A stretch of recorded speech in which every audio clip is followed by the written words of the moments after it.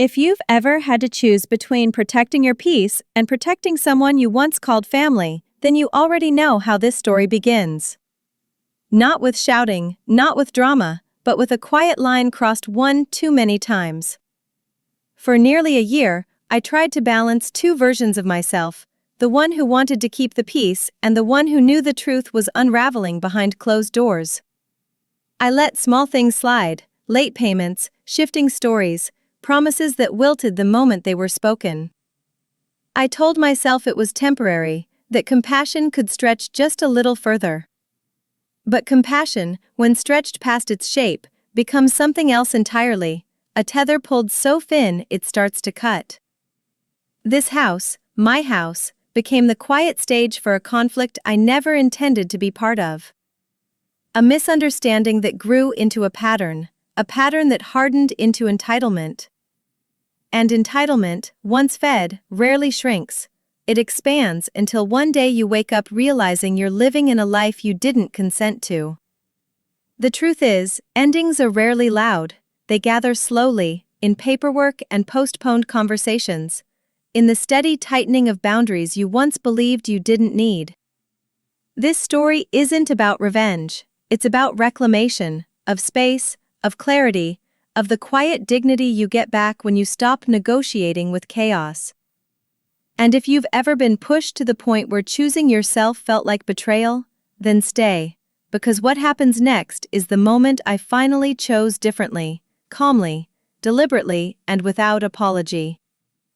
If you want more stories like this, quiet, cinematic, and painfully human, don't forget to subscribe to the channel. I scanned the bank statement slowly, the way you read an unpleasant truth you've seen too many times to be surprised by it. The numbers sat there in neat gray rows, but my eyes paused at the familiar line. Late fee assessed. The bank's digital paper had that strangely sterile smell, the kind that reminded me of waiting rooms and fluorescent lights. Rent from my aunt, late again. I tapped the page with the back of my nail, a tiny click sharp enough to echo in the quiet kitchen. No anger, just recognition. Routine. A pattern that had learned to repeat more faithfully than any promise she'd ever made. I leaned back in the chair, the wood creaking softly, and let the fact settle. This was becoming her 12th straight month behind. Not dramatic, not shocking, simply documented. And documentation, unlike feelings, never argued. I opened the spreadsheet where I tracked every payment, every date, every discrepancy. The tab labeled 12 months late, family, blinked like it was tired of seeing me. I added another number to the column, watching it fall into place with the others. Orderly, quiet, accusatory in its own bureaucratic way. There was a strange comfort in rows and columns. They didn't lie. They didn't twist the story. They simply stacked themselves like unspoken reminders. A full year of delays was no longer an inconvenience. It was a record. And records, I'd learned, were more truthful than memories. I exhaled slowly, the kind of breath that felt like sorting papers inside your chest, and clicked save. The digital timestamp blinked up at me, 8:04 p.m. Documentation loves precision, even when the people behind it don't. My phone buzzed. A message from her. Just a few days late, sweetheart. I stared at the words long enough to hear them in her voice, soft, rehearsed, leaning on familiarity to soften responsibility. I typed back. Received. No punctuation, no warmth. Not because I was angry. If anything, I was too calm, but because adding anything else would have pulled me into a conversation that had no new outcomes left. She always insisted that we were family, that leniency was a kind of love, but love, when stretched past its reason, turns into expectation. The kitchen light flickered once and I watched the reflection dance across my phone screen. A few days late. The same phrase I'd logged 11 times before. Patterns write their own verdicts. I reached for the blue Lease folder, the cardstock cool and slightly rigid between my fingers. The color had dulled over the months, or maybe I'd just noticed its weight more. Every document was neatly clipped inside. Signed pages, amendments, copies of notices she swore she never received. I slipped this month's record into the back, letting the metal prongs settle with a soft metallic click. That folder had become its own quiet witness, holding a year's worth of small violations that felt heavier than the paper they were printed on. I placed it back on the shelf, its spine facing outward like a closed mouth that still remembered everything.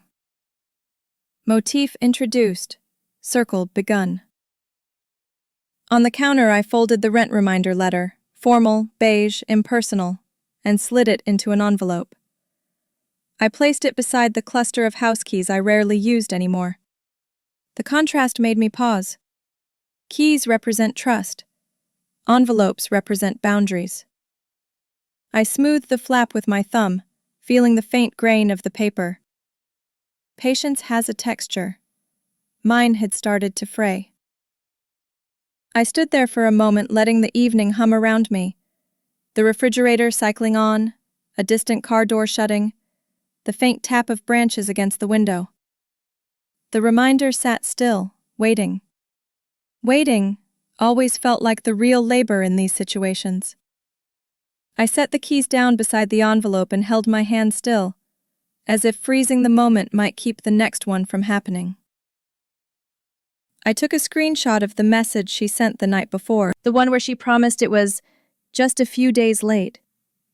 My thumb hovered a second before tapping save, as if pausing would change the timestamp attached to it.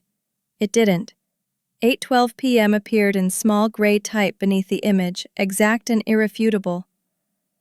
I opened the evidence folder on my laptop and added it to the growing archive of digital confirmations, dates, messages, call logs, clipped emails. Each one another quiet bead on a long string of leniency. I wasn't collecting them for vengeance. I was collecting them because when emotions blurred, documentation steadied the truth. The soft hum of the hard drive filled the room as the file synchronized. I sat back, running my thumb along the edge of the desk, and let the screen go dim. Proof doesn't comfort you, but it does keep you from doubting the story as it really happened. Next, I printed the late fee receipts, one from the previous landlord, one from myself. A kind of lineage of responsibility, passed down the way families usually pass down recipes or anecdotes. The printer whirred steadily, its mechanical breath filling the kitchen in slow, patient waves. Each sheet fed through with the same unjudging neutrality. I stacked them neatly side by side and used the flat of my hand to smooth the edges. When placed together, the two receipts looked almost like duplicates, mirror images separated only by dates and handwriting. Patterns again. I slid them into a plastic sleeve and labeled it with a thin black marker. The ink spread just enough to soften the edge of each letter, like the truth exhaling against the page.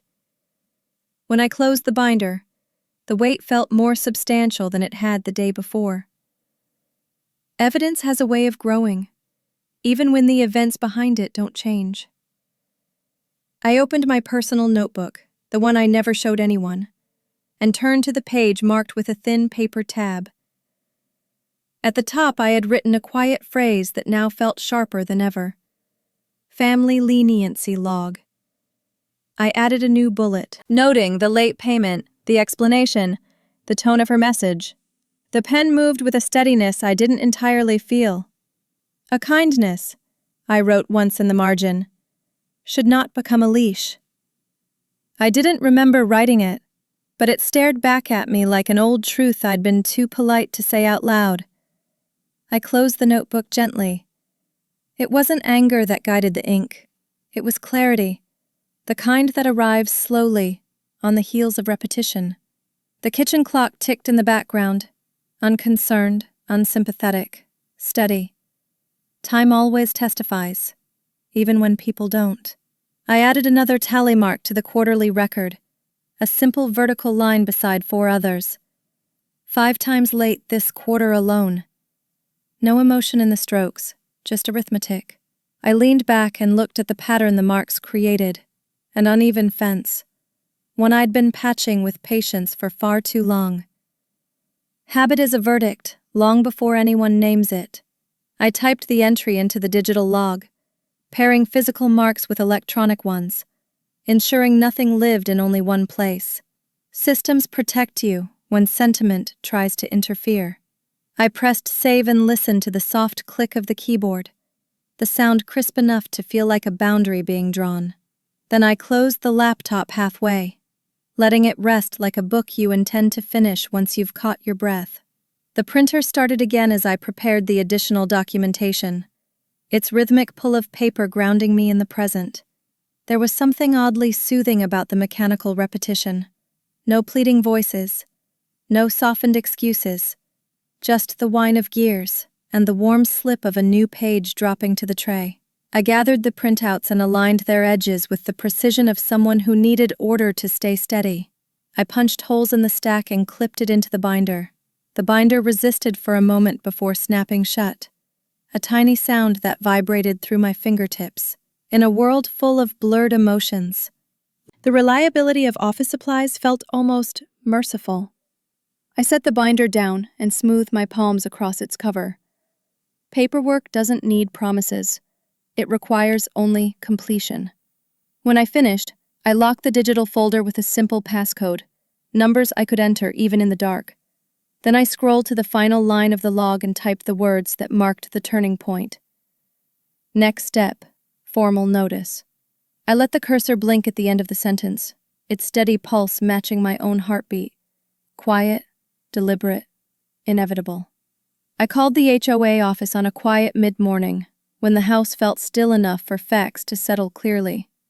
The woman on the line had the practiced calm of someone who had answered the same questions 100 times. I asked about occupancy limits and nuisance regulations. My voice stayed steady, recorded automatically in the phone's call log. "You're listed as the new owner," she said after checking. "Yes," I answered. "I am." Her tone shifted slightly, respectful, procedural. She walked me through the guidelines, citing clauses and subpoints. I took notes in short, sparse lines, letting her words fall into order. There was a strange comfort in the neutrality of rules written before any of us existed. When we hung up, I stared at the notepad for a moment, letting the clarity sink in. Facts, unlike family, don't ask how you feel about them. Next, I contacted the maintenance provider responsible for the plumbing repairs I had paid for earlier in the year. I requested written confirmation, dates, service descriptions, and the invoice numbers attached to each job. The technician I spoke to sounded mildly surprised that I wanted everything documented so precisely. "It helps keep things clear," I explained. He agreed and promised to send everything by the afternoon. I paced the kitchen as I waited, the light shifting across the floorboards like passing thoughts. When the documents arrived, neatly formatted and time-stamped, I printed them immediately. A third-party record always felt like a clean mirror. No distortions, no emotional fingerprints. I slid the papers into a clear sleeve and tapped the top edge once, a small ritual to settle the truth into place. I created a new section in my binder labeled Third-Party Confirmations, the letters written in deliberate, compact strokes. I liked the way the phrase sounded, firm, impartial, like someone standing in the doorway when things start to blur. Into this section I added everything external, the HOA notes, the plumbing confirmations, receipts that bore no family history. These documents carried a different kind of weight. They weren't stories. They were snapshots of reality, captured by someone with no stake in the outcome. I flipped through the pages slowly, feeling the smooth glide of plastic under my fingertips. Every confirmation slid into place like a small piece of armor. It was easier to breathe when the facts lived outside of emotion. I pulled up the maintenance log I'd kept since taking ownership of the property, scrolling past entries describing clogged drains, leaky faucets, and minor repairs she'd reported with the tone of a customer speaking to a service line. I highlighted her exact wording. Phrasing mattered. Her messages read like business requests, terse, transactional, stripped of any warmth she later claimed existed between us. I exported the entire log into a PDF and watched the progress bar creep forward. Once complete, I printed the file and set it on the table. The stack was thicker than I expected. Thin pages multiply quickly when truth has been accumulating quietly in the background. I pressed my palm on top of it, steady and even, as if leveling the surface might level the feelings tied to it. Before I closed the binder, I added utility statements: trash, water, electricity, each reflecting usage that didn't match the calm story she often told others. Itemized lines formed a quiet architecture of responsibility, each fee another brick in a wall she insisted didn't exist. I reviewed the months one by one, tracing patterns with the tip of my pen. Even numbers can tell a narrative when they appear often enough. I printed the most relevant statements, hole-punched them cleanly, and placed them behind the others. The binder grew heavier, though I suspected it was the clarity, not the paper, adding the weight. I marked the section with a yellow tab labeled External Proofs, pressing the adhesive firmly so it wouldn't curl. Then I closed the binder and let it rest on the table, its spine aligned perfectly with the grain of the wood. Everything documented, everything verifiable. Facts have their own quiet presence, steady, unemotional, unchanging, exactly what the next step would require. I delivered the first notice on a cool afternoon when the air felt thin enough for anything said to echo longer than intended. I walked up the short path to her porch, the paper folded crisply inside an envelope I sealed with the flat of my thumb. She opened the door halfway, her expression soft in a way meant to disarm but not engage. I handed the notice directly to her, and sent the same document by email seconds later, the timestamp chiming on my phone. Everything was done in duplicate: contact, delivery, acknowledgement. Procedure is its own language, and I spoke it carefully. "For your review," I said, keeping my tone neutral, steady. She blinked, surprised not by the content but by my quiet formality. I stepped back slightly, giving space for the moment to land. It did, with a weight neither of us acknowledged aloud. I explained the due date and the fees already applied, outlining them in calm, clipped sentences. Her gaze flickered toward the bottom of the page where the final deadline rested: Friday at 5 p.m. She exhaled sharply through her nose, a sound meant to register disapproval without committing to confrontation. I kept my posture still, my hands loose at my sides. "These are the terms," I said. The words felt neither cold nor warm, just factual, like reading weather conditions before a storm. The envelope trembled faintly in her grip as she scanned the lines. She asked whether I could offer an extension, but I didn't fill the silence her question tried to stretch open. Deadlines exist because flexibility, once abused, becomes surrender. I maintained the boundary I had written. Her voice shifted into a softer register. "We're family," she murmured, leaning her weight against the doorframe as if closeness could sway contract language. I met her eyes briefly before replying. "And this is the agreement. Nothing sharp, nothing accusatory, just the truth standing in its original form." Her expression tightened. It was the first time she realized my calm wasn't indecision, it was finality. She tried again, her tone rising half a step, insisting the situation wasn't serious enough for paperwork. But paperwork becomes necessary exactly when a situation pretends not to be serious. I held my silence long enough for her words to lose their momentum. The porch light above us flickered once, a brief, restless tremor in the quiet. She noticed too, but said nothing more. When I stepped aside, I slid the duplicate notice into the folder labeled for Official Communication. The pages fit neatly, aligning with those that came before. I closed the tab with a firm press of my fingers, the soft snap sounding louder than expected. These documents didn't diminish compassion. They clarified responsibility. Each one marked a step I had postponed too long out of hope that intentions could outweigh actions. She took a step back into the house, still holding the envelope as though it might warm in her hand and rewrite itself. I didn't wait for her to speak again. Some moments don't need extra dialogue, only recognition. I walked down the porch steps slowly, letting the wooden boards settle beneath each stride.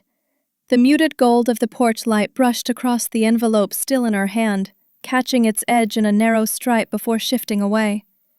It struck me how easily light chooses its direction, illuminating what it touches, ignoring what it doesn't. The air had that faint, early evening chill, the kind that carries unspoken conclusions. Behind me I heard the door close softly, neither a slam nor an invitation, just closure in its simplest form. I reached the walkway and paused, feeling the quiet settle around my shoulders like a shawl. For a moment, the last trace of porch light skimmed the edge of the notice she held, then faded completely, leaving the paper in shadow as I stepped away. It started with a post, her words vague enough to be denied, sharp enough to wound. A picture of a sunset with a caption about ungrateful younger generations and family who forgets where they come from. No names, but the timing was unmistakable. My phone lit up with distant relatives reacting, offering sympathy she knew how to invite. I didn't respond. Instead, I took a screenshot and saved it to a folder on my desktop. Documentation doesn't care about tone or intention. It only remembers. I stared at the image for a moment, noticing how beautiful the sky looked behind her accusation. The irony wasn't lost on me. I placed the phone face down on the table, its screen dimming against the wood grain, and let the room return to its original quiet. Attention is a kind of currency, and I wasn't going to spend any on a performance. I drafted a short message, requesting that all future communication about rent or responsibilities move to email. For clarity, I wrote, nothing more. It was a sentence without temperature, neither defensive nor apologetic.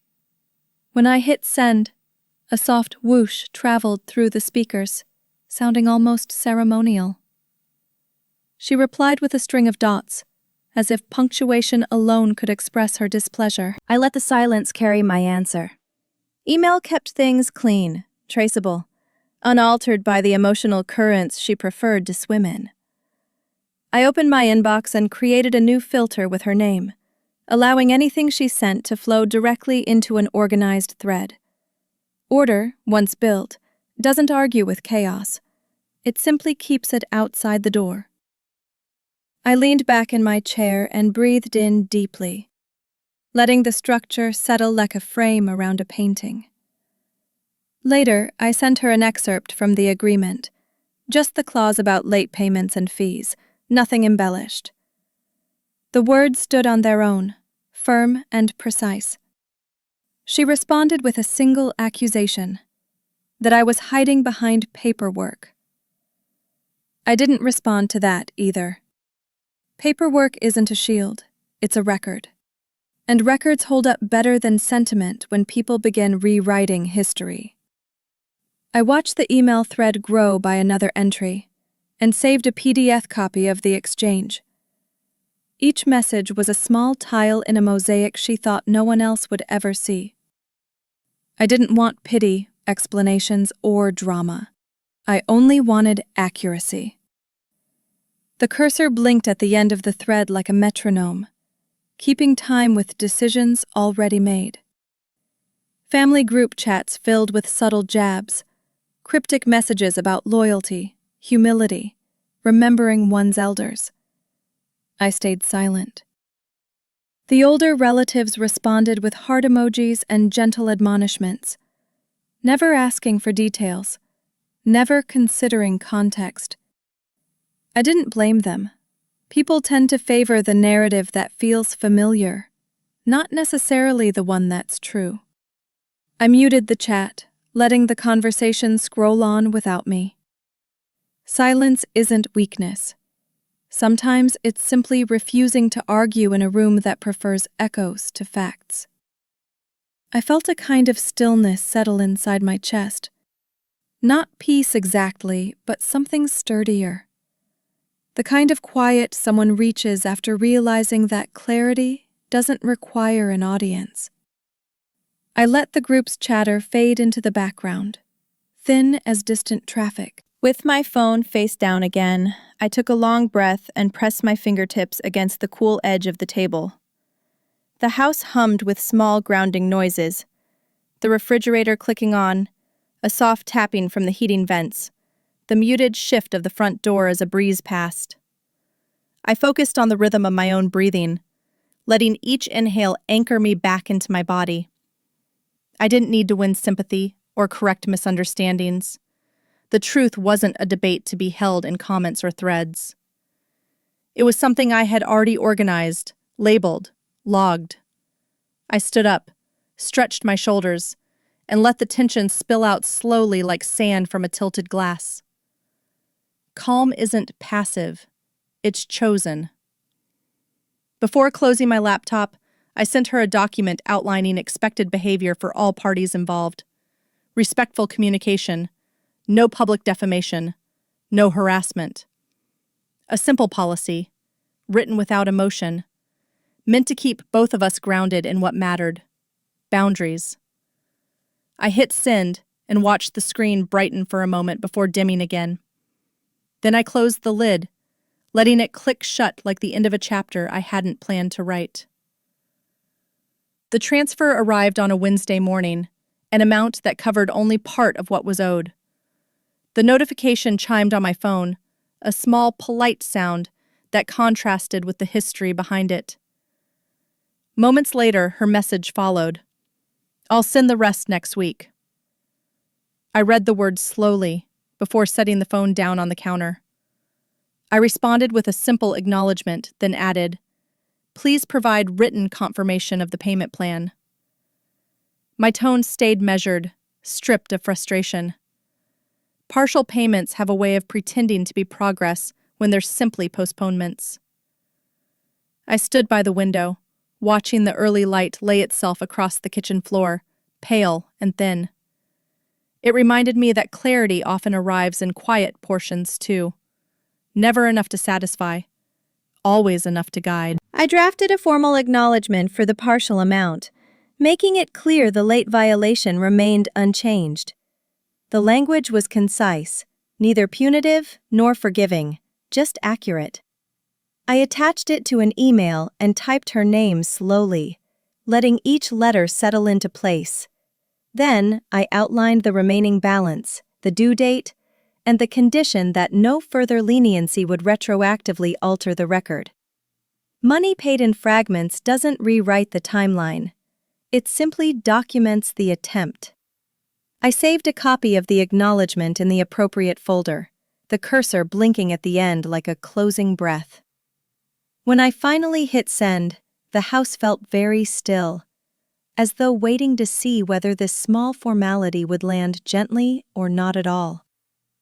I followed up with a request for her signature on the document, digital, simple, requiring no more than a few seconds of attention. "Signed to keep everything clear," I wrote. It wasn't a demand, it was a structure.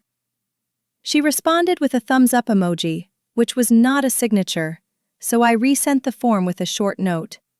Signature required. I stayed at the kitchen table, fingers lightly tapping the wood grain as I watched the minutes pass.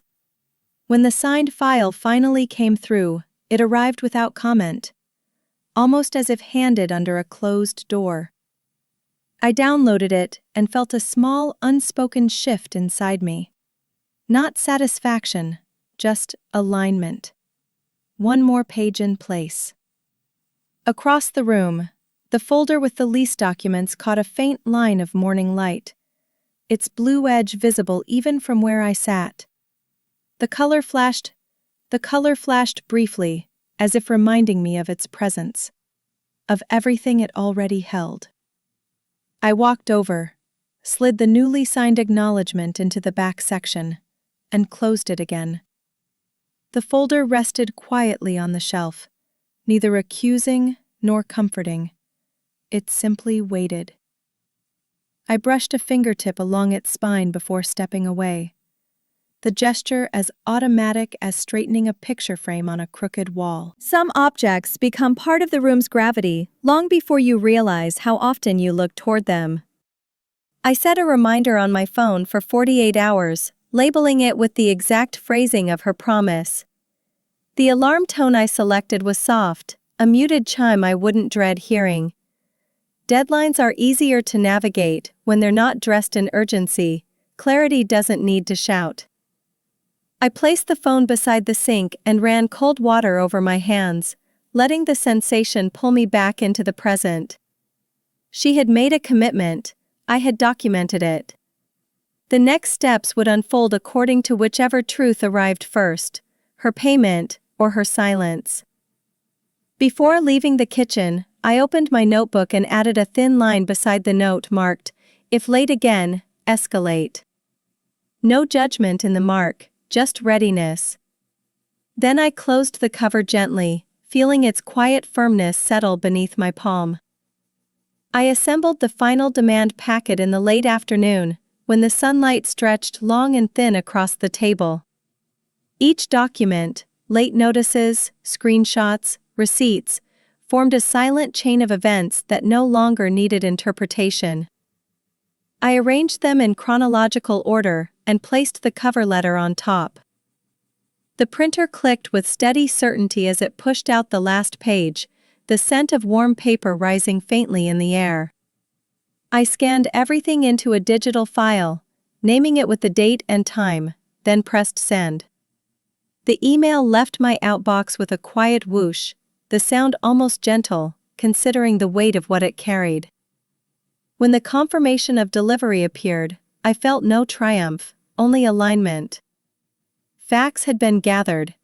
Now they were placed squarely in her hands. The consequences were outlined plainly. The remaining balance must be paid by the final deadline, or the process would advance.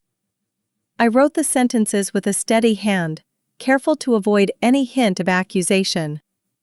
Consequences are not threats, they're simply the logical next step. When she replied asking what advance meant, I kept my answer short.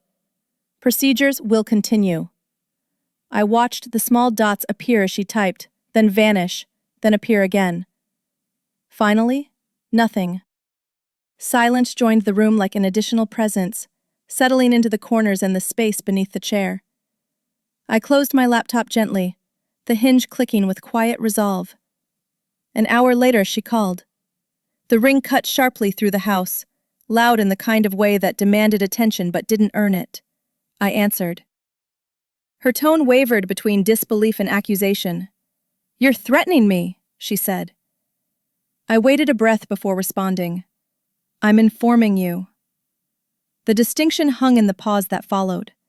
She pushed back, insisting the situation wasn't serious enough for formal steps. I let her speak until her words looped into familiar patterns. Emotion can fill a room quickly, but it rarely builds structure. When she finally stopped, I kept my reply even and brief. "Read the documents," I said. She exhaled sharply, the sound brittle at the edges. Then the line went quiet. I set the phone down and reached for a small sticky note I kept beside my notebook. On it, in handwriting from a gentler season, I'd written the word family. It had been meant to remind me that relationships were worth patience. I lifted the corner of the note, as if preparing to peel it off, then paused. Sentiment isn't a strategy, it's a memory. I left the note where it was but moved it slightly to the side, letting the paper sit flat again. Choosing boundaries isn't the same as discarding history. It's deciding which part of it still guides you. I closed the notebook, feeling the weight of the decision settle without ceremony.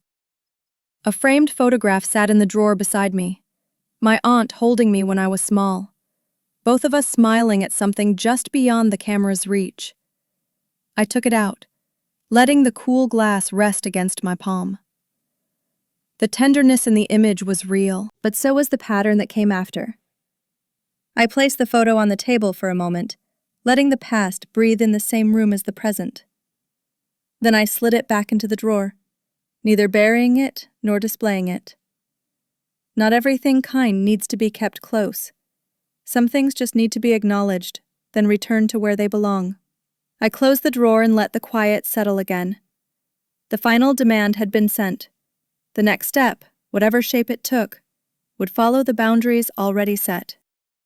She arrived without warning, pounding on the door with the flat of her hand, each knock landing like an accusation. I paused at the end of the hallway, steadying my breath before approaching. Through the small glass panel beside the door, I could see her silhouette, rigid shoulders, impatient shifts of weight. When I opened the door only as wide as the latch allowed, she launched into demands, insisting the fees weren't fair, that she deserved an exception. Her words came fast, coded in indignation rather than confusion. I kept my tone even. "Please communicate through email," I said. She shook her head, refusing the distance that clarity required. I reached toward the small screen beside the frame and pressed the record button. The soft chime was the only thing calm in the moment. She insisted she wanted to talk like family, but the volume of her voice betrayed the plea. I repeated myself, slower this time, letting each word settle into the narrow space between us. Email keeps things clear. She didn't want clarity, she wanted leverage. Her eyes darted toward the notice still taped inside her memory, as if she could challenge it with volume alone. I remained at the threshold, one foot anchored inside my home, one on the line of a boundary I wasn't willing to blur anymore. She leaned closer, so close the heat of her frustration drifted into the doorway. I didn't raise my voice or my posture. Some lines stay firm simply because you choose not to move. Then came her accusation, sharp, carrying the weight of a public wound she wanted me to feel responsible for. "You're making me look bad," she said, her voice pitched just high enough to reach the neighboring windows. I watched her chest rise and fall, the indignation settling into a practiced rhythm. I answered without hesitation, my tone level and unhurried.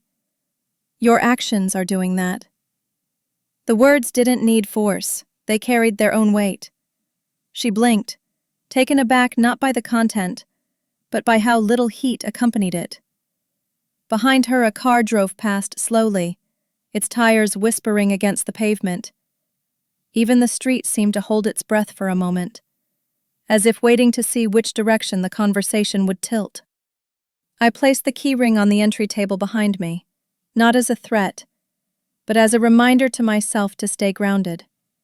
She continued pressing, insisting I reconsider, weaving past grievances into the present moment like they held legal authority. I kept my stance still. Calm isn't passive, it's protective. My breaths came slow and measured, each one reinforcing the simple truth that this conversation had already crossed the boundary of productivity. She stepped back only slightly, her energy still coiled, ready to push again. I didn't match it. Matching would have meant engaging, and engaging would have meant surrendering the clarity I had finally carved out. With the smallest tilt of my hand, I saved the recording from the door camera. One tap, clean and final. The file uploaded instantly into the organized system I'd prepared weeks earlier. I knew this moment might come, though I had hoped it wouldn't. Evidence doesn't grow out of distrust, it grows out of repetition.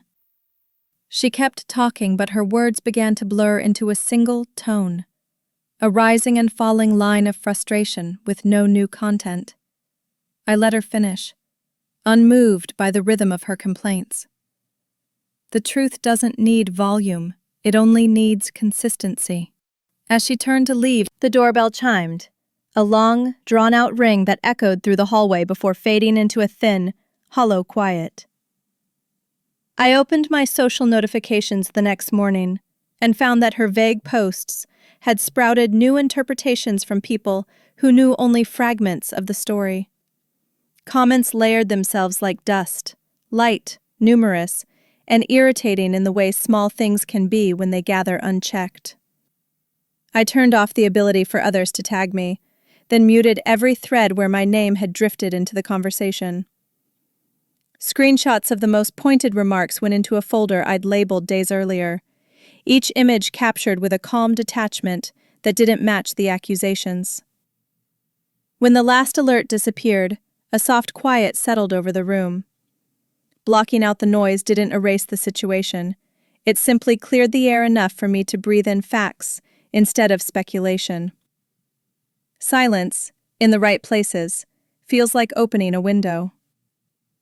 I drafted a brief message requesting that she refrain from posting anything that could be interpreted as harassment or defamation. The language was neutral, the tone almost gentle.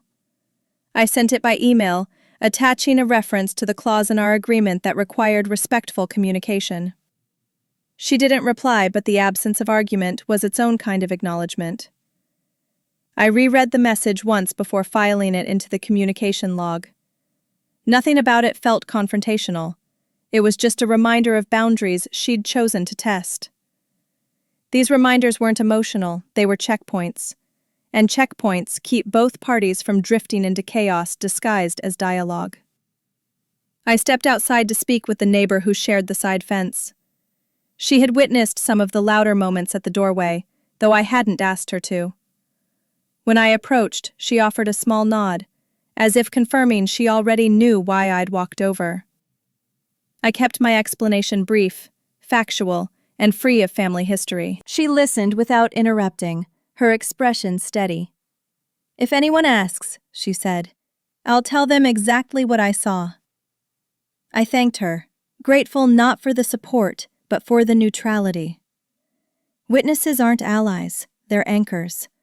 And sometimes an anchor is all a story needs to keep itself from drifting into someone else's version. Back inside, I opened my notebook and wrote a short line on a blank page. I still want this to end with dignity. The words felt honest, even if the path toward them had grown narrow. I considered crossing the sentence out, but left it. A desire for decency doesn't weaken the boundary. It shapes the way it's walked.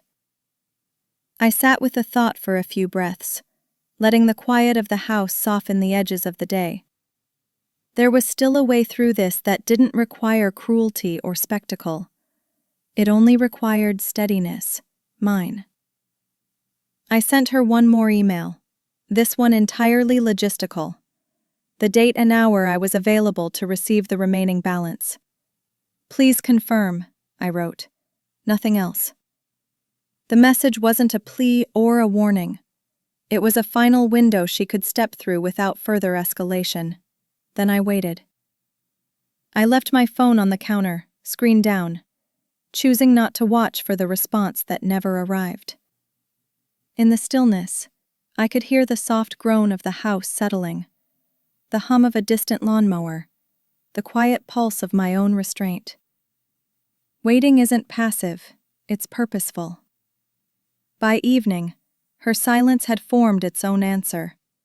One more absence added to a long pattern of them. I sat at the kitchen table with the lease stretched open in front of me, its blue edge resting against the wood like a quiet reminder.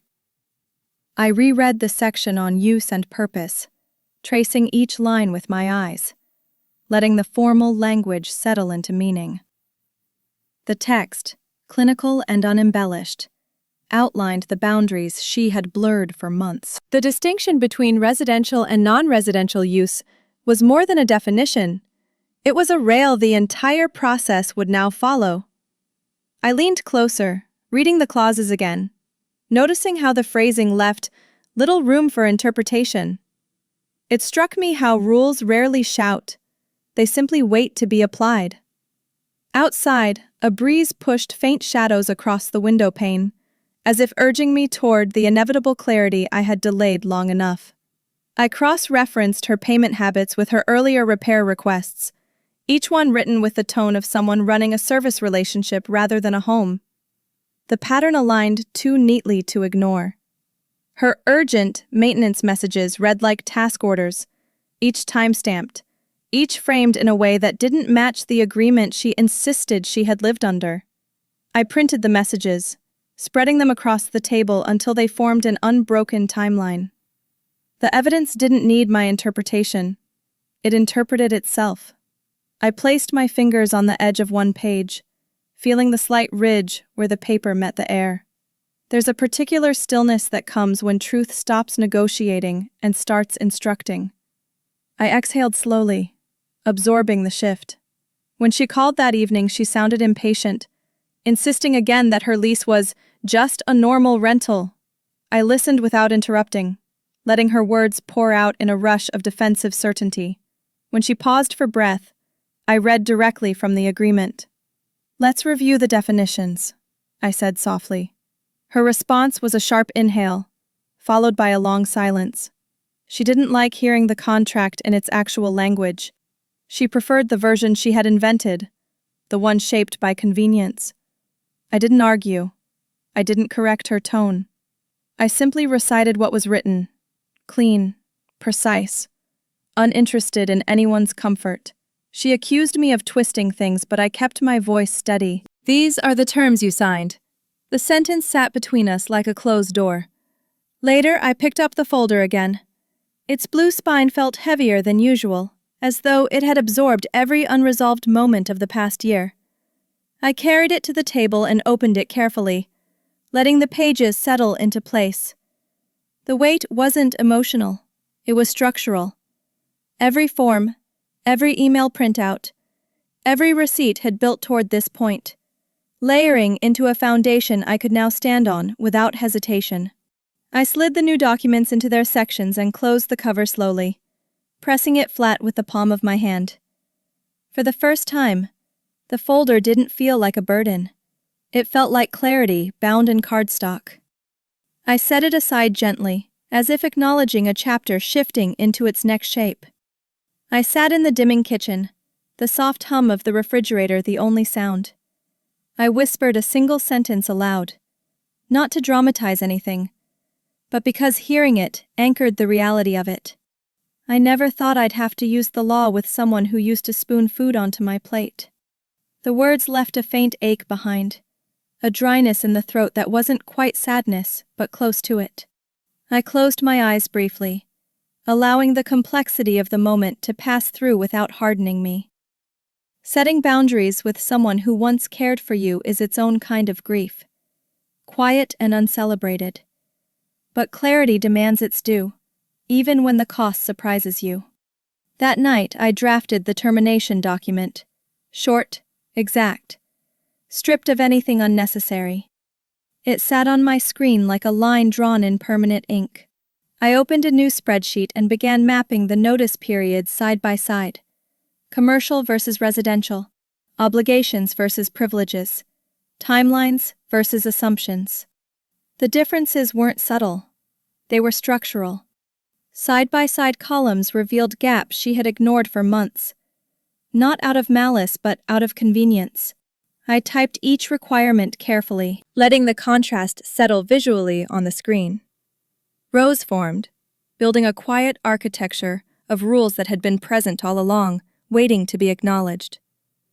When I stepped back from the table, the glow of the laptop cast a pale reflection across the surface, as if underscoring the clarity I could finally name. These weren't technicalities. They were the rails the next steps would follow. I gathered the invoices, recurring transfers, utility payments, and the notes she had sent requesting maintenance. Each document carried its own tone, an unspoken reminder of how she had framed the arrangement. Some of the receipts showed regularity that didn't match her narrative of unpredictability. Others revealed expectations more aligned with a service contract than a family rental. I clipped everything together, aligning the edges, feeling the faint friction of paper meeting paper. Organization didn't eliminate the discomfort of what these documents meant, but it gave the situation a clean outline. I placed the stack on the right side of the table, where the light fell evenly over the top page.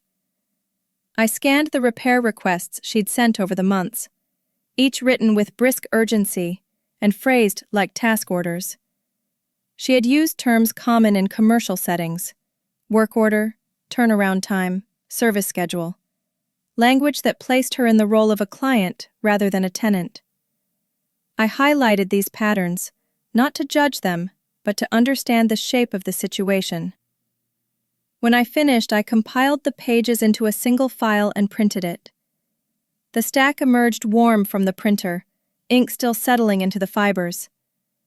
I laid the pages out in a straight line across the counter. Together they formed a narrative she hadn't meant to write, but had written all the same. Later that evening she messaged again.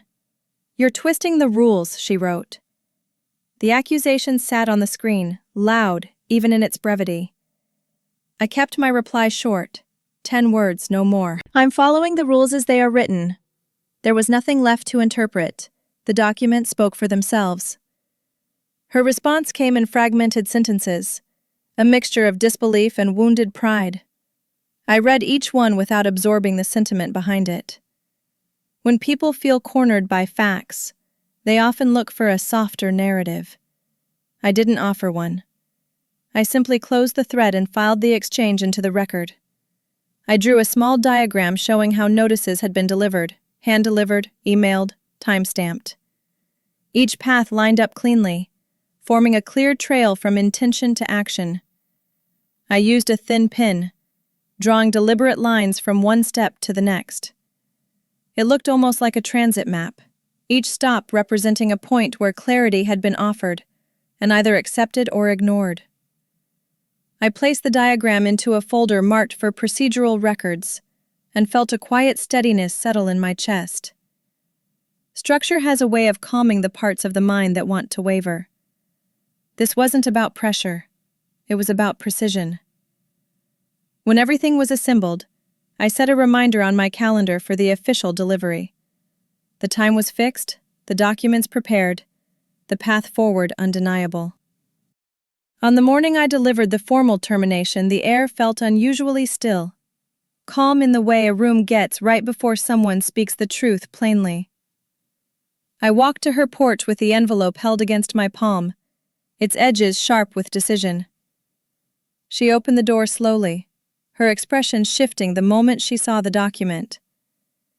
I handed it to her with steady hands while simultaneously sending the digital copy from my phone, the timestamp appearing on my screen like a small, cold stamp of finality. "This is official," I said, my voice even. She didn't reach for the envelope immediately. Instead, she stared at it as though it were a foreign object, something that shouldn't exist in a family setting. But families aren't exempt from consequences. They're only familiar with postponing them. When she finally took it, her fingers tightened around the paper, the faint crinkle sounding louder than either of us expected. I laid out the additional documents, pages showing the lease classification, the history, the pattern that had led to this point. I didn't embellish anything. The facts held their own weight. She flipped through the packet with jerky motions, pausing at certain lines, her eyes narrowing not in confusion but recognition. She knew these pieces. She had touched every one of them in different moments of the past year. Now they sat together in a single narrative, impossible to separate. I watched her shoulders rise with a quiet breath she tried to hide. The kitchen light behind her flickered, casting a faint ripple over the pages. She didn't ask for more time this round. She simply skimmed the pages, as though hoping they'd contradict themselves. They didn't. Anger came next, sharp, loud but strangely brittle. She threw her phone onto the couch behind her, the thud echoing off the narrow walls. "You'll regret this," she said. The threat was hollow, built on emotion without structure. I didn't step back or forward, I stayed exactly where I was. "I'll stay consistent," I replied. My tone was quiet enough to make her anger feel oversized in comparison. She didn't expect calmness. She wanted friction, something to push against, something she could use as proof that I was being unreasonable. But clarity doesn't argue, it just stands. She looked at me with a tight, guarded expression, the kind that forms when someone realizes the leverage they counted on is gone. I closed the folder containing the remaining copies, fastening it with a thin elastic band. The click of the clasp felt like the shifting of gears in a quiet machine, subtle but decisive. I labeled the front with a single word in clean block letters and placed it into the bag I'd brought with me. All the forms were in order now, filed, categorized, beyond the reach of reinterpretation. It felt less like a weapon and more like a compass, pointing toward what needed to happen next. When I looked up, she was staring at the label, reading it, rereading it, as if repetition would soften its meaning. Nothing softened. Not because of harshness, but because of accuracy. As I stepped off the porch, the sun broke through a thin chain of clouds, sending a narrow slice of light directly across the front window.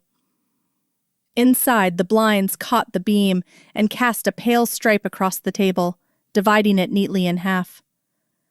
The moment felt symbolic without trying to be, light falling exactly where the decision had landed. I paused on the walkway, letting the breeze brush against my sleeves. The air felt clearer than it had in weeks. Not lighter, just clearer. A quiet line between what had been tolerated and what would be allowed from this moment forward.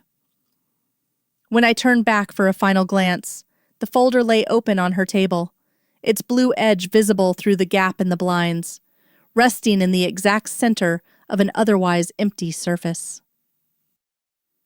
Her letter arrived late in the afternoon, slipped through the mail slot with the kind of softness that belied its intent. The envelope was pale and thin, her handwriting angled sharply on the front. Inside, she'd written a brief statement identifying herself as tenant family, as though the phrase alone could override every clause that had brought us to this point. I read it once, then again, noting the sections where sentiment tried to stand in place of structure. I scanned the page and saved the file under the day's date, then drafted a response.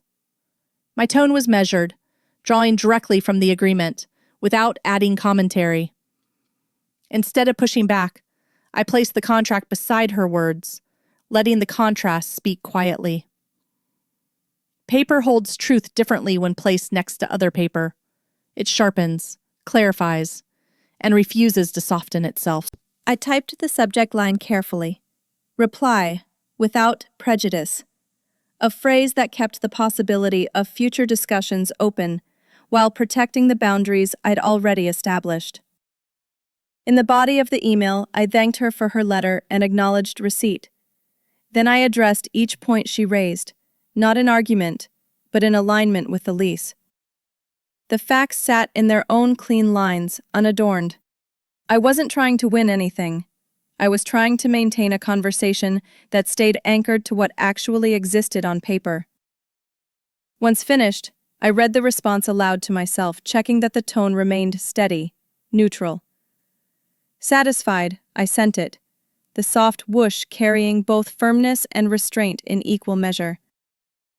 Before closing my laptop, I opened the folder where I kept notes that didn't belong to any formal record.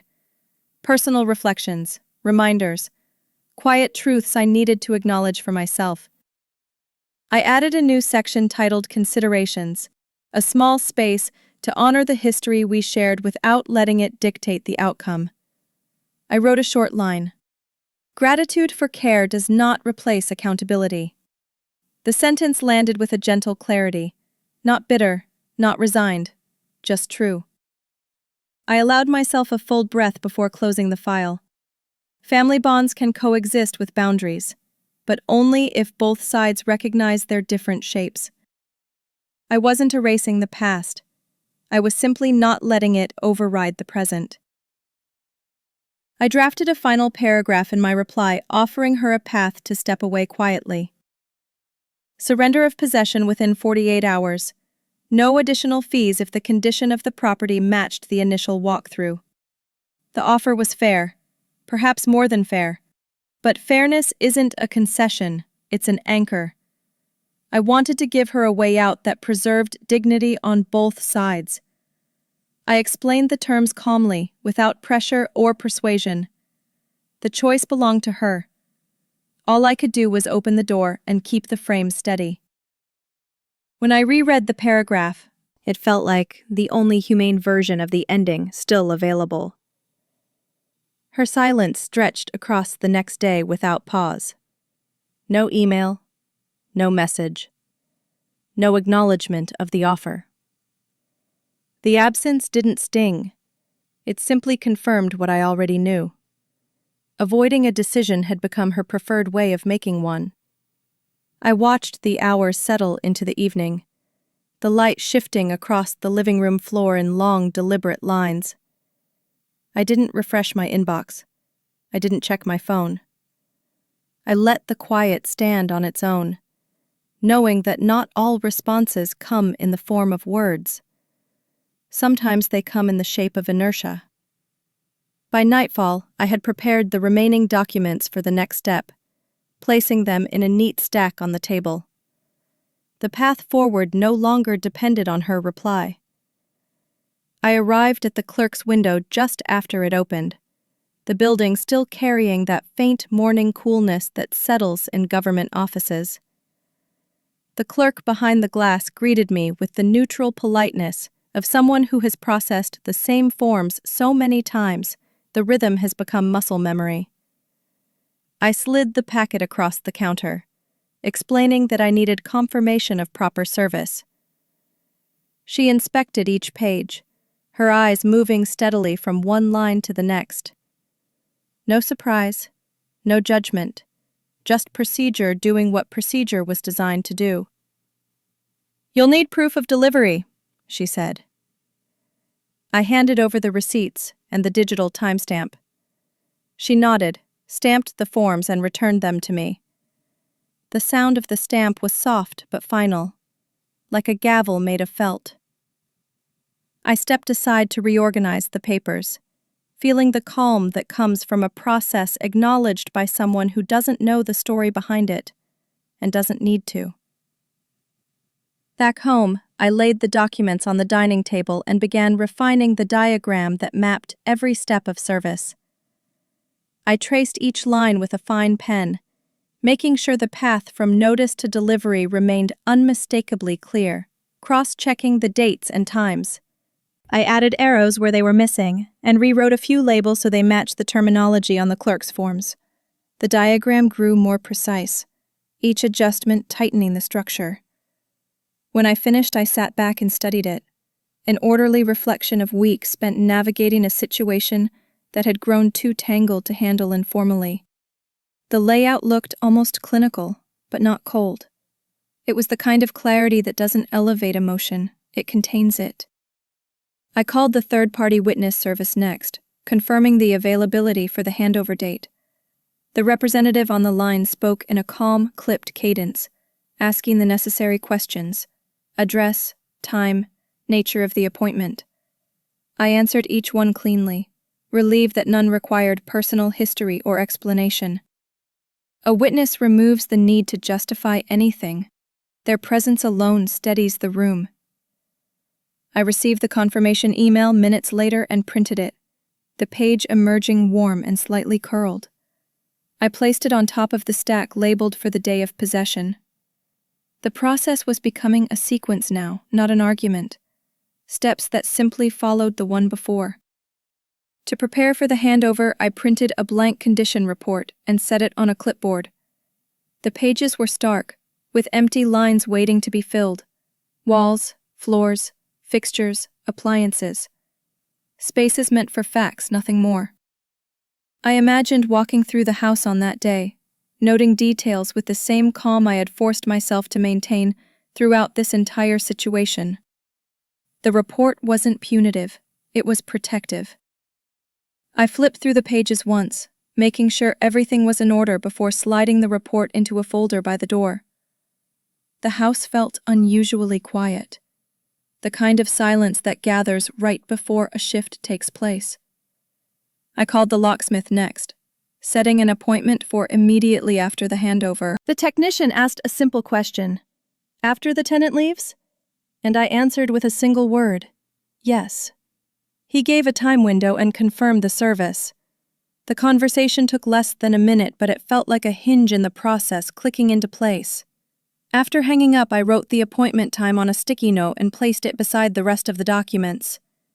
The small square of paper looked insignificant on its own, but in the context of the past year, it marked the first unmistakable sign of an ending I could rely on. By late afternoon, the Postal Service updated the delivery log. Delivered, signature on file.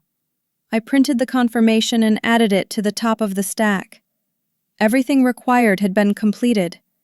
The pathway forward no longer felt fragile. It was documented, witnessed, time-stamped. I arrived at the clerk's office again the next morning to file the affidavit of service, the air inside cool and quiet beneath the hum of fluorescent lights. The clerk recognized the packet from the day before and took it without small talk. She reviewed the affidavit line by line, ensuring each timestamp and method of delivery matched the record.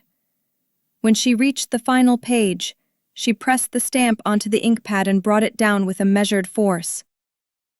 The impression settled into the paper, dark, unblinking, official.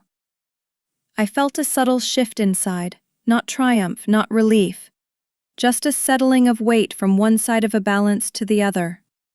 She handed the packet back through the window. "You're within the timeline," she said. I nodded, thanked her, and stepped aside to place the documents carefully into my folder. Procedure had spoken, quietly but unmistakably. Outside, my phone buzzed with a message from her. "I'm not leaving." The words were clipped, defiant. I stood in the shaded corner of the building entrance, letting the breeze move across my sleeves before typing back. "Please read the terms regarding departure." I sent nothing more. Short answers keep emotion from growing legs. Her typing bubbles appeared and vanished twice before she settled on silence. I slid the phone into my bag and walked toward the parking lot, the steadiness in my steps contrasting with the sharpness of her text. Defiance isn't a counter-argument. It's just a delay dressed in conviction.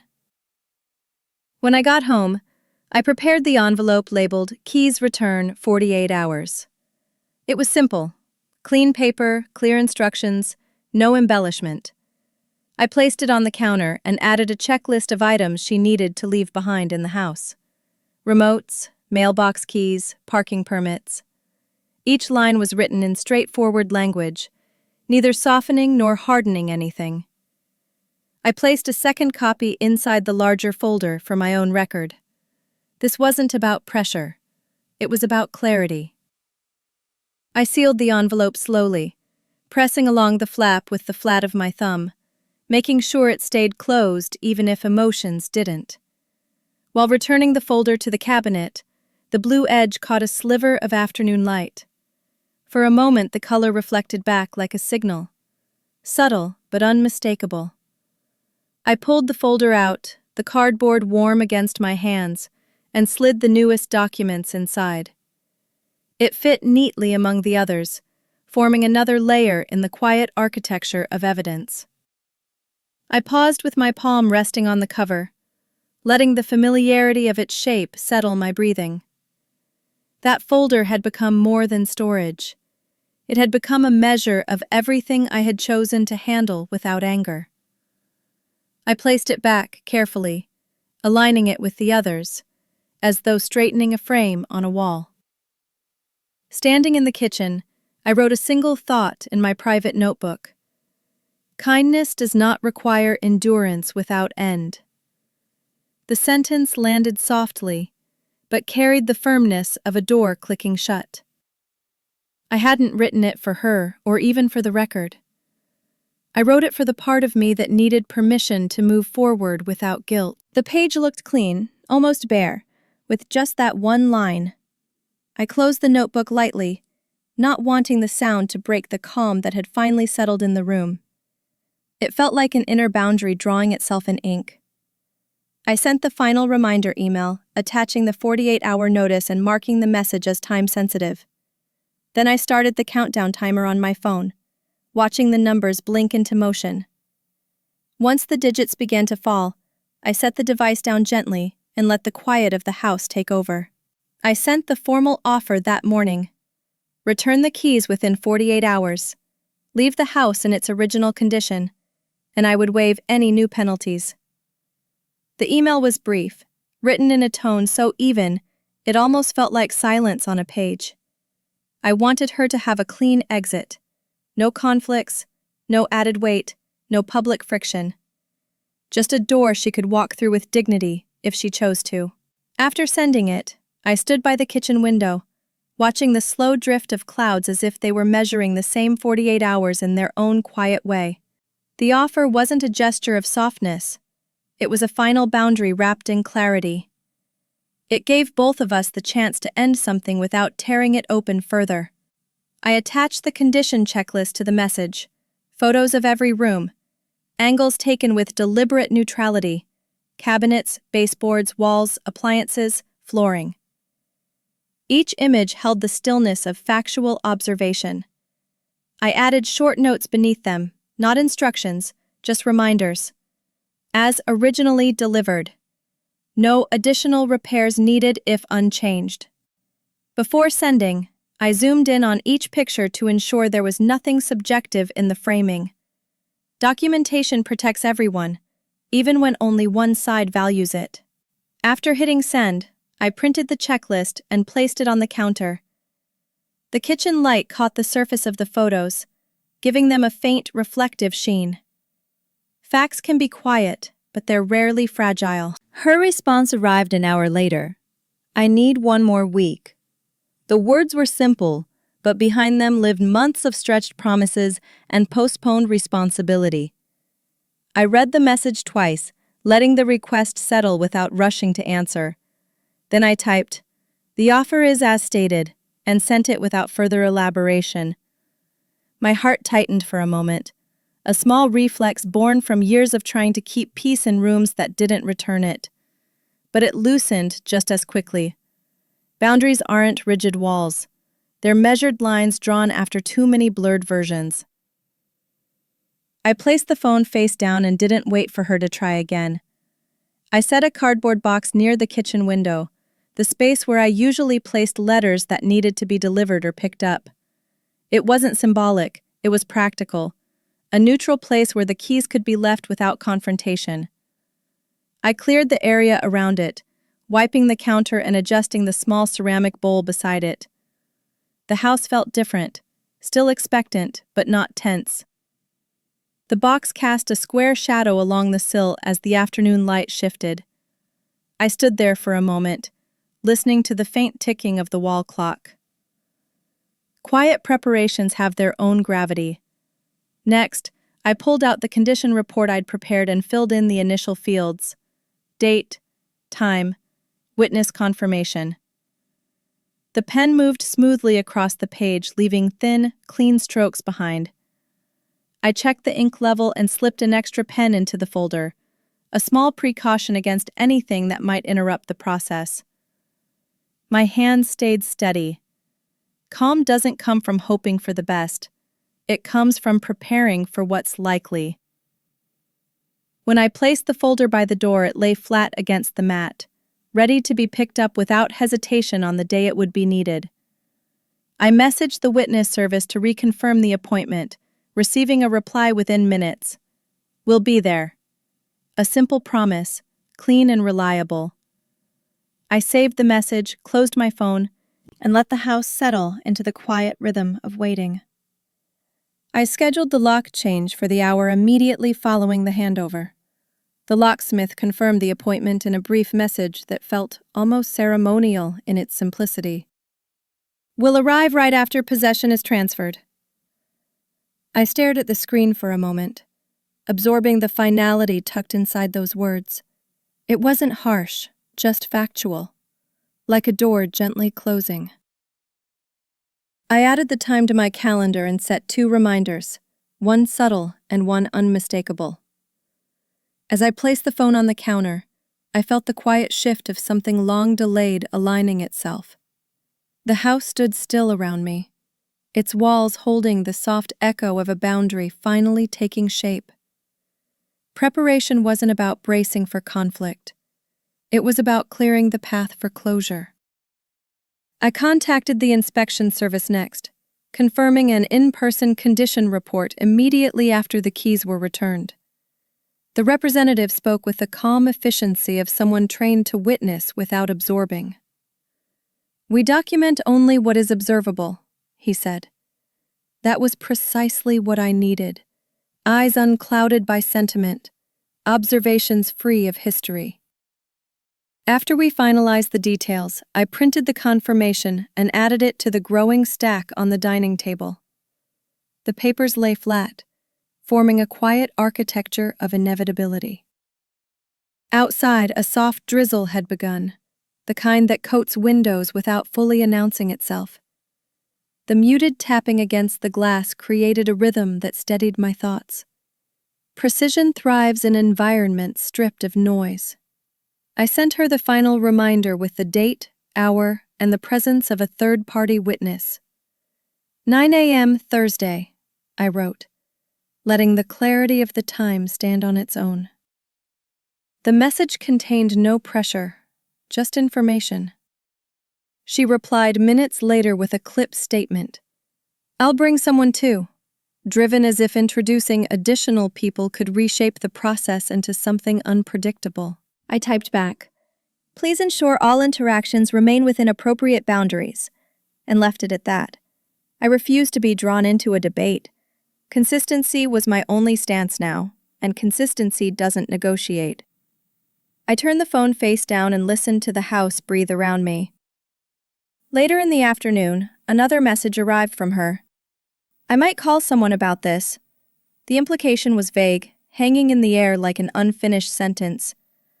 I replied with a single line, "Please keep all actions within the agreed process." This wasn't a confrontation, it was a guardrail. Predictability isn't always comforting, but it's steady, and steadiness was the only way through.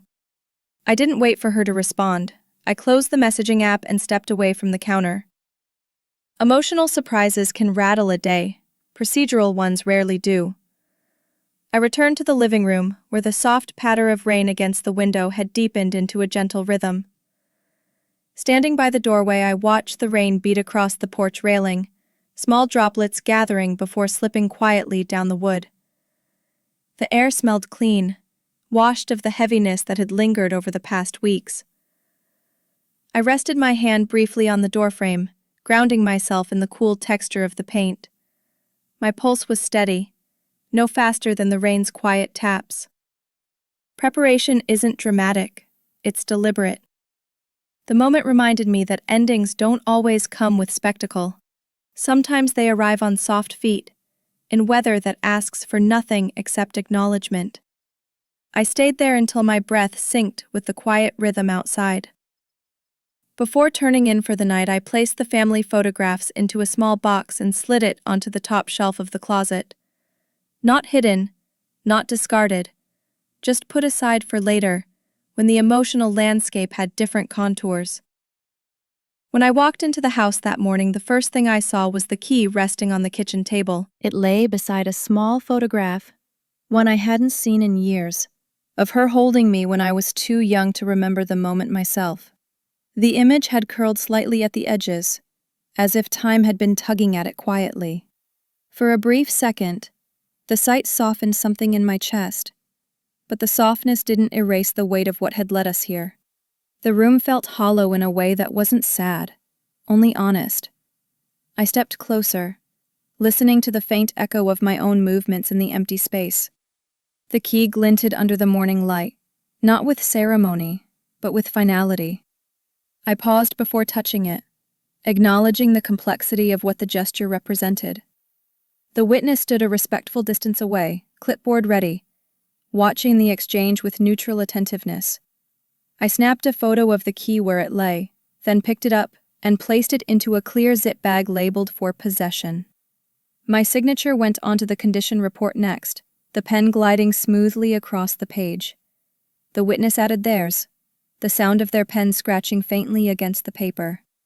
It was a small noise, but in the emptiness of the house it carried weight. "Transfer complete," the witness said almost gently. I nodded, feeling the truth of the words settle like dust onto a newly cleaned surface. Procedures don't comfort, but they anchor. And anchors matter. She stood by the doorway, arms folded tightly across her chest. Her voice was quieter than usual when she said, "I thought you'd give in at the end." I met her gaze, not with anger, not with victory, just steadiness. "I already gave in for a long time," I answered. The words weren't meant to strike, they were meant to reflect. A flicker crossed her expression, something between recognition and resentment. She shifted her weight as if preparing for one last argument, but nothing came. The silence that followed wasn't hostile, it was tired, worn down by the months that had led here. She looked around the room as though cataloging what was no longer hers to influence. I placed the sealed bag with the key into my folder, then closed it carefully.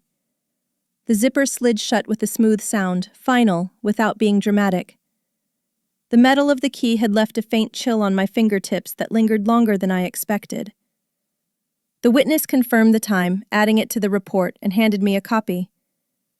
Everything was orderly, neutral, untouched by the emotional undercurrents threading through the space. I glanced once more at the photograph on the table. It had been left facing up, almost like a parting gesture. I lifted it gently and placed it beside the other documents, not out of obligation, but out of respect for a version of us that had existed long before leases and deadlines. The witness gave a small nod before stepping outside to wait.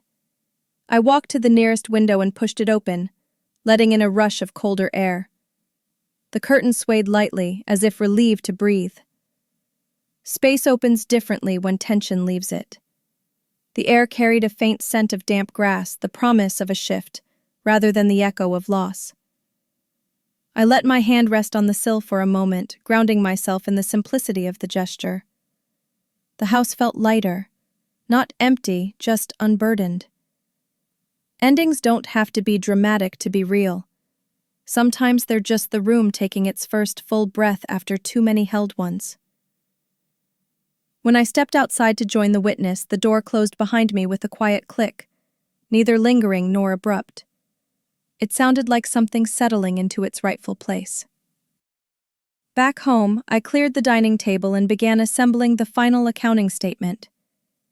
Every document was laid out in a neat grid: cleaning estimates, repair invoices, late fees, and the final utility adjustments. The numbers formed a quiet narrative of what it had taken to maintain the property during the months she insisted were manageable.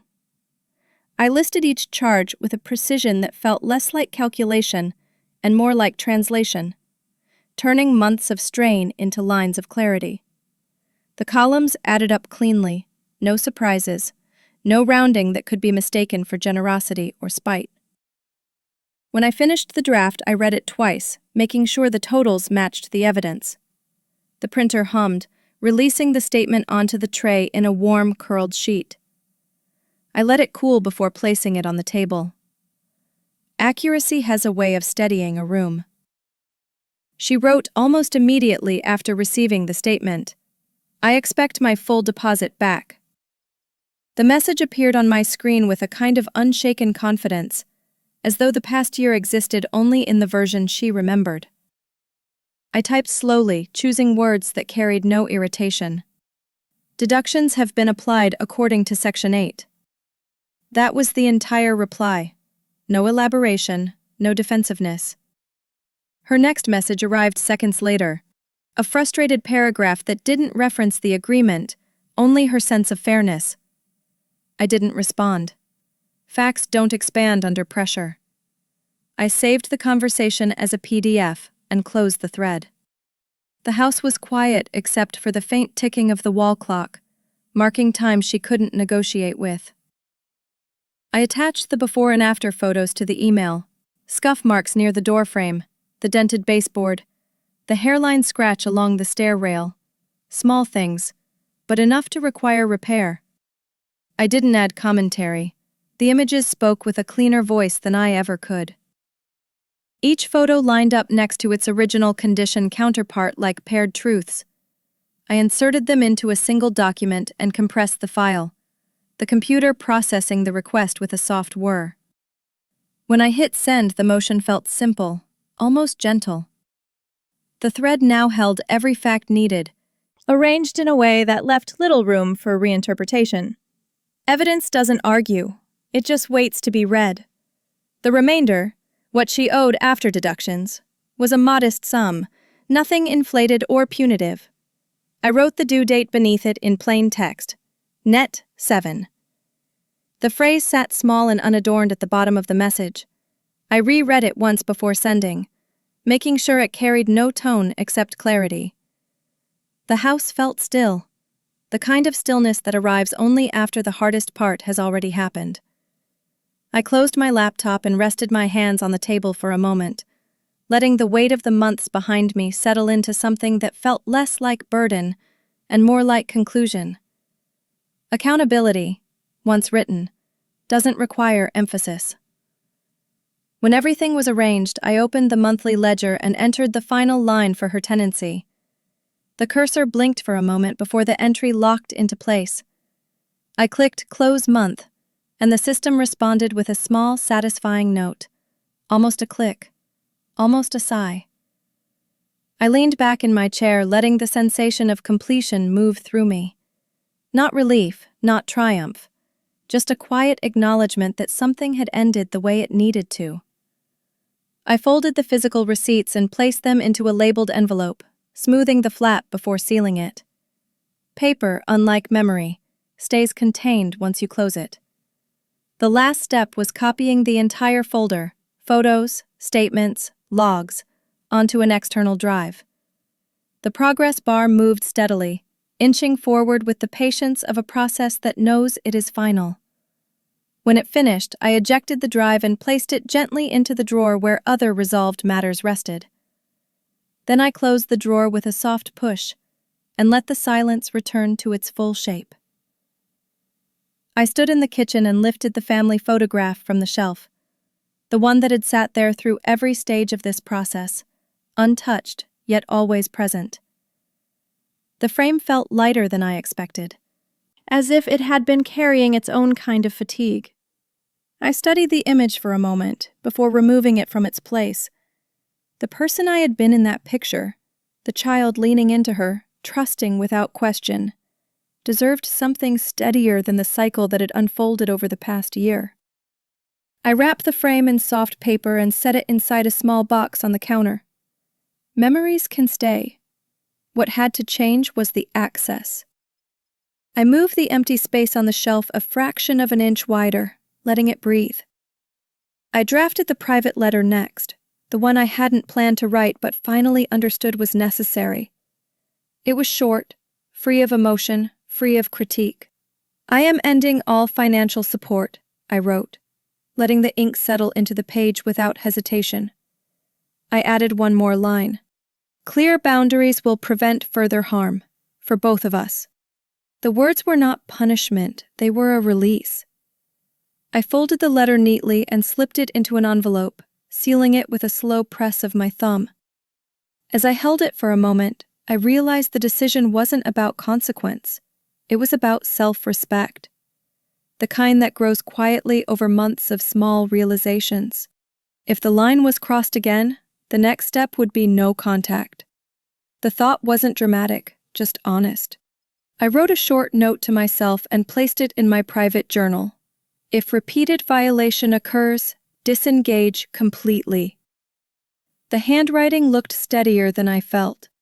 Setting a boundary isn't about expecting others to obey it. It's about having a plan for yourself when they don't. I closed the journal and let my palm rest on the cover for a moment.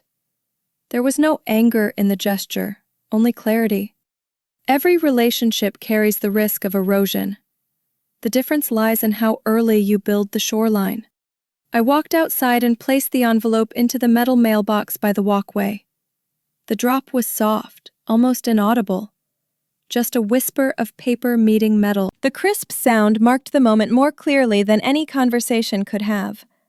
The sun was beginning to lower, casting thin streaks of amber across the yard. I watched the shadows lengthen around the mailbox post, stretching toward the house as though acknowledging a transition. The letter wasn't a severance. It was a recalibration. A way of saying, this is how we step forward without repeating what brought us here. Back inside, I closed the front door and leaned against the wood for a brief moment, letting the cool surface rest between my shoulder blades. My breath came evenly, unforced.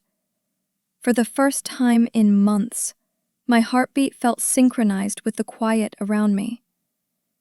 Boundaries are not walls. They're simply the places where your well-being chooses to stand. The house seemed to exhale with me, its quiet no longer heavy but spacious. I straightened, locking the deadbolt with a single smooth turn. The sound felt steady, almost like punctuation. I opened my notebook and wrote a final line for the day. Kindness requires edges. Without them, it dissolves. The sentence settled neatly on the page, firm without being cold.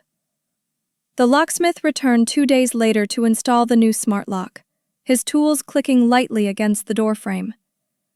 I watched from a short distance as he worked.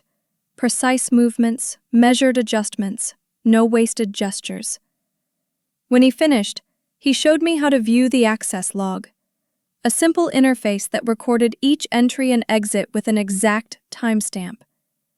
The clarity of it felt almost luxurious after months of blurred lines. When he left, I stood at the threshold and tested the lock myself.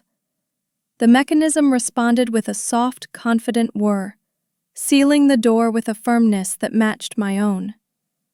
The house felt different immediately, not guarded, but grounded. Transparency doesn't remove all risk, but it illuminates the space where uncertainty used to live. I sat at the kitchen table and drafted a short list of criteria for future tenants. The rules were simple: on-time payments, documented communication, respectful conduct. No exceptions, I wrote at the top, not as a threat, but as a promise to myself. I had once believed that flexibility was a sign of generosity, but generosity loses its shape when offered without boundary. The list wasn't long, but each point carried the weight of experience. When I read it over, it didn't feel rigid. It felt steady. A blueprint for moving forward without repeating the cycles I'd allowed to form out of habit, reluctance, or hope. Next, I revised the standard lease template, tightening language that had once seemed sufficient. I adjusted the penalty timelines, clarified the expectations around maintenance, and replaced vague phrases with precise ones. Each change felt like adding a beam to a structure I'd previously trusted to hold itself upright. I printed the updated version and placed it in a new folder on the desk. The pages lay flat, unwrinkled, as if they were waiting patiently for someone who understood the value of clarity. I pressed my palm against the cover, feeling the cool smoothness beneath my fingertips. Preparation isn't pessimism, it's protection. When everything was in order, I retrieved the older folder, the one that had traveled with me through every stage of the past year. I placed it gently into the safe at the back of the closet. The hinge clicked softly as the door swung shut, the sound small but certain. I affixed a label to the front. Closed. The word looked clean, almost elegant in its finality. Not an ending of relationship, but an ending of the chapter where chaos posed as obligation. I closed the safe and stood for a moment, letting the quiet settle around the decision. Some closures don't echo. They simply rest. The house felt different that afternoon, lighter, as if the walls themselves had unclenched. I walked from room to room, noticing the faint echo of my footsteps on the newly cleared floors. Space had returned to its original purpose. The air held no tension, only a kind of quiet that felt earned. I opened a window and let the breeze move through the room, carrying with it the last remnants of the season we had just stepped out of. The stillness wasn't emptiness. It was relief, finding shape. I allowed myself a long breath, letting it fill the space with something steadier than before. I poured a glass of water and drank it slowly, the coolness running through me like a small affirmation. My hands didn't shake. Closure, it turned out, didn't always arrive with ceremony. Sometimes it came in the shape of a lock that worked, a document rewritten, or a room finally allowed to rest. The morning light spread across the living room in soft, generous layers, as though the house had been waiting for this particular kind of brightness. I pulled the curtains fully aside, letting the day pour in without hesitation. The room, once filled with tension and unfinished conversations, felt newly open, almost spacious in its quiet. The air moved gently around me, cool but not cold, brushing against the walls with a softness that felt earned. I stood there for a while, palms resting lightly on the sill, listening to nothing in particular. It was the kind of silence that didn't ask to be filled. The house, for the first time in a long time, felt like it belonged wholly to the present moment. On the table sat the blue folder, closed neatly, its edges no longer sharp with urgency. I picked it up and ran my thumb along the spine. The weight inside had changed, not the paper, but the meaning. It no longer felt like a burden or a record of failure. It felt like a completed circle. I placed it back down, aligning it squarely with the table's edge. The cycle that had once pulled me into confusion and hesitation had steadied into something clearer. The room seemed to recognize it, too. Light fell boldly across the cover, and for the first time, I didn't feel the heaviness that had clung to it. It was simply a folder now, no more, no less. I turned to my laptop and created one final backup. The screen glowed softly as I named the file Peace First, letting the words settle into their digital place. The progress bar moved slowly, almost unhurried, as if reminding me that some processes don't need speed, they need certainty. When it finished, I saved an additional copy on the external drive, placing it beside the others in the drawer. There was comfort in the redundancy, not out of fear but out of understanding. Peace is easier to hold when the facts are anchored. I closed the laptop gently, letting the lid meet the keyboard with a quiet, familiar sound. I set the new house key on the entry shelf, the metal cool against my fingertips. It gleamed faintly under the morning light, reflecting a calm steadiness back at me. This key represented more than access. It represented a boundary reset, a threshold reclaimed. I stood there a moment, letting the symbolism breathe without forcing meaning into it. The lock clicked smoothly when I tested it, the sound clean and assured. Some endings arrive with noise. Others arrive with the quiet confidence of a door that closes exactly the way it should. I felt my shoulders relax, not dramatically but enough to notice the shift.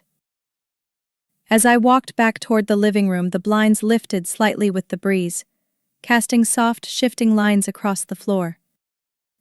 The light moved in gentle patterns, warming the room inch by inch. I paused, watching the colors soften and brighten. The scene felt final not because something had ended dramatically, but because the space no longer held a story waiting to be resolved. It simply existed, unencumbered. I let the moment unfold without interrupting it, absorbing the way the house seemed to settle around me, lighter, clearer, unburdened by repetition. I sat down slowly, breathing in the quiet. A sense of completion, not triumphant, not bittersweet, settled around me like a well-fitted coat. Some chapters close without applause, without conflict, without anything but a steady exhale. This was one of them. In the end, the house didn't celebrate or grieve. It simply settled, walls easing into silence, air clearing one soft breath at a time. I stood in the doorway for a moment longer than I needed to, letting the stillness wrap itself around me. Nothing dramatic had happened. No slammed doors, no raised voices, no final confrontation. Just a quiet shift, an ending that arrived exactly when it was meant to. I turned the new key in the lock, listening to the clean click as it slid into place. That sound, small as it was, felt like the beginning of something steadier. Not freedom exactly, just alignment. A life no longer pulled out of shape by someone else's chaos. As I walked back through the living room, the sunlight stretched across the floor in soft gold bands, touching the space that finally felt like mine again. The kind of moment you don't notice while it's breaking, only when it begins to mend. And if you've ever been through something like this, if you've ever had to reclaim your peace piece by piece, I'd love to hear your story. Share your thoughts in the comments. And don't forget to subscribe for more stories like this.